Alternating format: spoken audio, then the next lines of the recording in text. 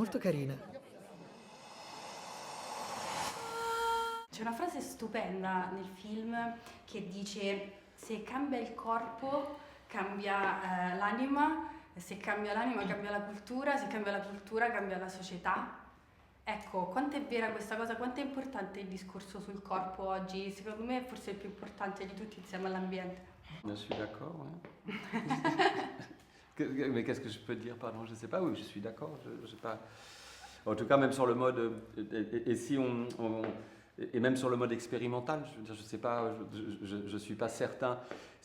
Sur le mode expérimental, si par exemple je prends je prends le destin d'Emilia, la chose intéressante à observer pour moi, c'est où dans l'Emilia qu'on voit, où y a-t-il encore d'Humanitas, et comment Manitas peut-il revenir, et quel effet ça fait à Emilia quand Manitas revient. Alors, quand j'en parle comme ça, il y a un côté de Jekyll et Hyde, mais c'est pas ça du tout. Je crois qu'il y a une scène que moi j'aime beaucoup. En plus, c'est presque une scène qui m'a été dictée par Carla. C'est la scène où avec Jessie, Manitas sort. Voilà, et que pour Emilia, c'est là la chose à traiter, c'est que c'est de la douleur pour elle. C'est une réminiscence qui est beaucoup trop douloureuse. Voilà. Donc, oui, changer le corps, change l'esprit, etc., etc. Mais d'une manière générale, après, ponctuellement, ça peut ne pas marcher du tout aussi. Yo más bien lo traduciría, y esto te lo tengo que decir en español, como cuando tú tienes la libertad de poder hacer con tu existencia lo que quieras, es cuando se alcanza el mayor nivel de conciencia en este mundo. El problema no es lo que tú haces con tu cuerpo, el problema es por qué los demás quieren controlar lo que tú haces con tu cuerpo. ¿Me explico? ¿Quién es quien tiene la potestad de tu cuerpo y de tu alma y de tu espíritu y de tu esencia? Y ese es el problema que tenemos. Y por eso, cuando tú puedes tener la potestad sobre tu propia existencia, es cuando puedes empezar a cambiar la sociedad. Creo que esa es la base real. Y perdona que no te lo diga en italiano porque si no me tiraría como una hora para intentar explicártelo. Va bene, va bene. E c'è una scena nel film che mi ha fatto dire: questa attrice è una star, si merita l'Oscar, quando c'è il momento in cui ritorna Manitas.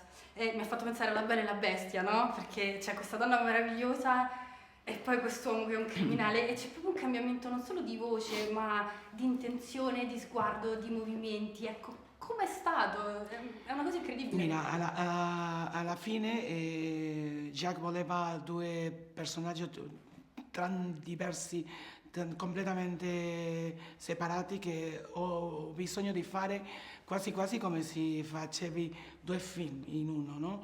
Un personaggio di qua e un personaggio dall'altro, e dopo ir aggregando le cose che avevano uno dell'altro in uno. Alla fine è stato così il lavoro. Come se una mattina io mi sveglio e vado a lavorare come questo narcotrafficante, e l'altro vado a lavorare, dico, perché ho bisogno di soldi per pagare la luce, l'elettricità o il gas in casa.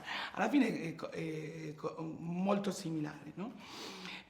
Ma sì, è certo che ha avuto un lavoro dietro importantissimo, con un equipo incredibile di tecnici, di professori, di canto, di movimenti, di voce incluso, perché alla fine non è la mia voce ni in Emilia né in Manita, la mia è nel centro e ho dovuto cambiarla, più grave per uno e più fina per l'altro. Per questo quando mi richiestono la domanda di perché non mi piace quando il doppiaggio nel film, anche io l'ho fatto e mi piace, per me come lavoratrice del doppiaggio mi piace tantissimo farlo, ma come spettatore non voglio vederlo, perché manipola la vera interpretazione. E io che ho fatto, che ho dedicato 2 anni per costruire queste 2 voci, che uno venga in 15 giorni e fa la voce che le piace, per me dico, sai, aspettami un attimo, che sono 2 anni di lavoro perché tu arrivi in una settimana e mi fai tutto il film, no? Magari, ma rispetto rispetto tantissimo la professione perché sono questi di qua, ma per vederlo, ti prego, vederlo in versione originale. Per le canzoni, poi questo ruolo è un bingo poi, Emilia Perez è un bingo. Sì, solamente dire bingo perché prima non volevi questa parola e Tu veux, mais elle y est maintenant, qu'est-ce que tu vas me faire comme procès? bingo. Mi piace tantissimo. E infine questo è un film sul cambiamento non soltanto fisico ma soprattutto mentale, perché c'è il dottore all'inizio che dice se un lupo è un lupo rimarrà sempre un lupo. Je crois qu'il y a quelque chose, on va s'entendre là-dessus, il y a quelque chose d'assez schématique. On est dans un système d'opéra, pour une comédie musicale, on ne va pas rentrer dans le fond de la psychologie des personnages. Et comment il est évident que quand une personne, après c'est à Carla qu'il faut poser la question, quand une personne décide d'une transition, ça veut dire que la personne, que le résultat de cette transition est déjà à l'œuvre depuis des années. C'est pour ça qu'on avait pensé, avec Carla, on pensait faire le préquel de Manitas. Adorerei, Donc, prego fatelo. Tout le monde, sì.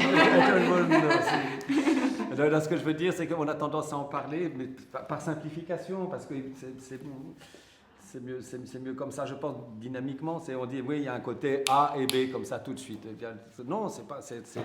comment, quand Manitas émet le désir d'être Emilia, il est déjà Emilia depuis longtemps. Voilà, c'est régler la question.